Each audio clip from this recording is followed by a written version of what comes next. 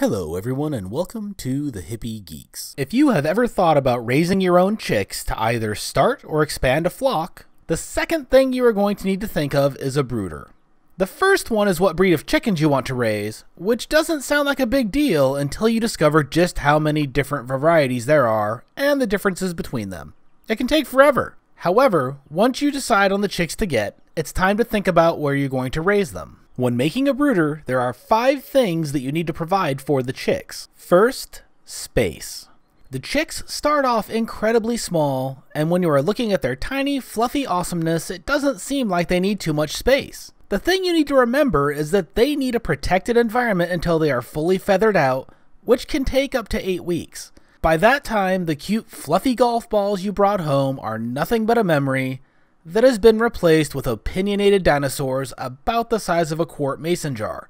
Set up your brooder accordingly. Second, food. This one is obvious and also the easiest to provide. Make sure to get a bag of chick starter feed to start them out with, and remember they are going to be eating as much food as they can cram into their crops, so don't be surprised when they chew through what you thought was plenty. Third, water. Another obvious one, but with challenges that you wouldn't expect if you have never raised chickens before. Young chicks can drown in their own feeders, and older chicks make it their mission to fill the waterer with as much bedding as possible. Your job in both cases is to save them from themselves, and later in the video we will talk about how to do that. Fourth, bedding. Chicks love pecking, scratching, and digging. Be sure to pick a bedding that is absorbent and not terribly expensive, as you will be going through more than you expect, especially if they spread a lot of water into the bedding. That is something you have to worry about more with ducks, but chickens will do it as well. Fifth, heat. When your chicks first come home, they need a spot in the brooder that can keep the temperature between 85 to 90 degrees under the heat source. If you do not keep them warm, you greatly increase the risk of sickness and death. That temp can be lowered about 5 degrees per week as they grow and feather out. Now that we have gone over what you need, let's get to building our brooder. Personally, I like using the largest Rubbermaid container I can find.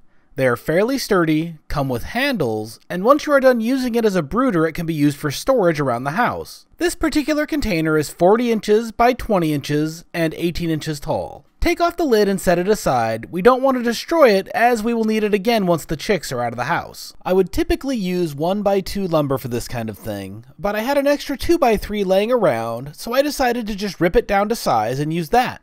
Remember when you are cutting the wood for this, that the lid will need to be big enough to fit over the entire bin. For the edges of the lid, I cut the edges flat, but for the top, I mitered the edges at a 45-degree angle so they would sit together nicely. Once I had everything cut, I made sure to clean up after myself. There is nothing worse than trying to clean up wet sawdust, so I wanted to make sure I got it vacuumed up before it decided to rain on me again. A wet-dry shop vac is another one of those tools that you don't think you need, until you actually have one and find out they are amazing. Next, we need to assemble the lid.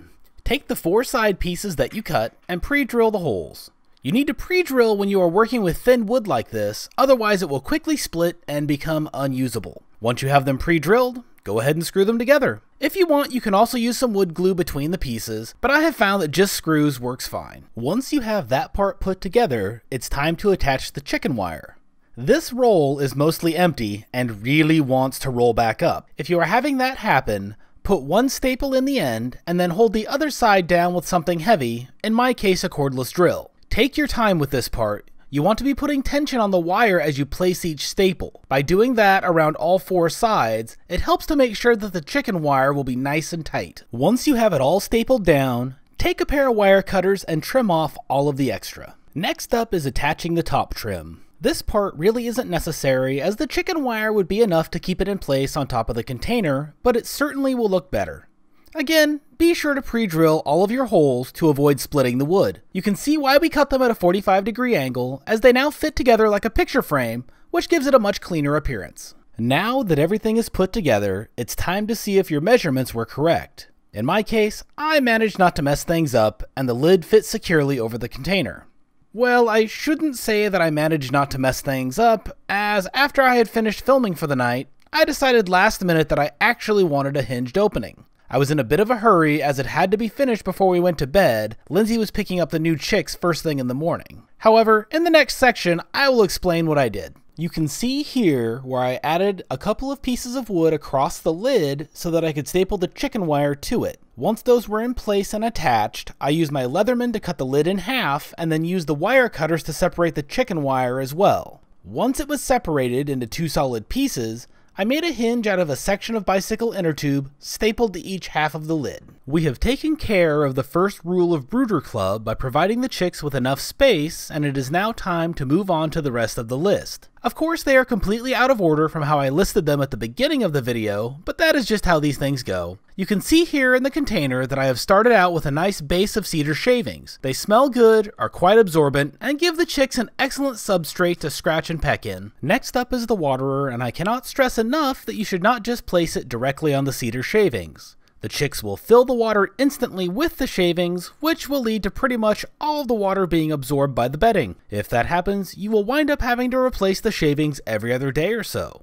The key here is to get the water elevated and isolated from the shavings while still allowing the chicks to get to it. In our case, we stacked a couple of small pieces of wood with a plate on top, followed by the waterer. This will keep the vast majority of shavings out of the water, and if any water does get spilled out of it, it will be caught by the plate. After that is taken care of, it is time for the feeder. You can place a mason jar on these feeders to give them more food to eat. However, when they are little, we just fill the bottom of the feeder. The reason is that they will also be getting quite a few shavings into the feed, and once it gets to be too full, we just dump the remaining bits of feed into the shavings, which again gives them something to scratch and peck at. This next thing wasn't on the list, but it is a nice little extra. Chickens of all sizes love to stand on the tallest thing available. If that is the waterer, they will stand up there and poop right into the water. What I like to do is give them something to roost on. They will play on it, fight over it, and just use it in general to keep themselves occupied. After that, I went ahead and put our 3 chicks back into their bin so that I could close them up and get the heat source on there. We have had them in the house for 2 weeks at this point, and you can see how much they have already grown in that time. They have started getting their feathers, though they still have a lot of fluff as well. Finally, it is time for the heat. What we use is a ceramic reptile heat bulb and a reflective metal shield. These are a bit expensive, but they are worth every penny.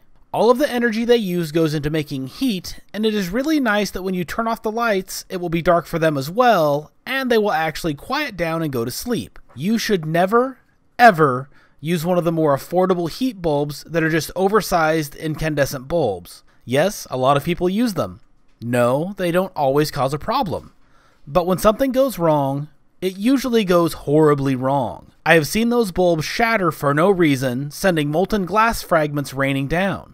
Many people don't secure them well enough, and they wind up falling to the floor and starting a fire. The bulbs are exceptionally hot and will quickly set any flammable surface ablaze. If you do have to use one because you simply cannot afford a reptile bulb, I would say again, please reconsider. Search Google for heat bulb fire and read some of the results. They are truly heartbreaking. There you have it, how to make a brooder and set it up to raise your own chicks. We do this every other year as our hens get older, and we retire the half of the flock that has slowed down laying eggs. Let me know down in the comments if you are planning on raising some chicks this year, and if so, what breeds you went with. We began our chicken journey several years ago, and I always enjoy hearing about where other folks are on their journeys. If this is your first time here on the Hippie Geeks, it would be wonderful to have you subscribe. This channel is all about helping you unleash your life and create a world that you love. If you enjoyed this video, give it a like, and check back every week for new content. Thanks again, and we will see you on the next one.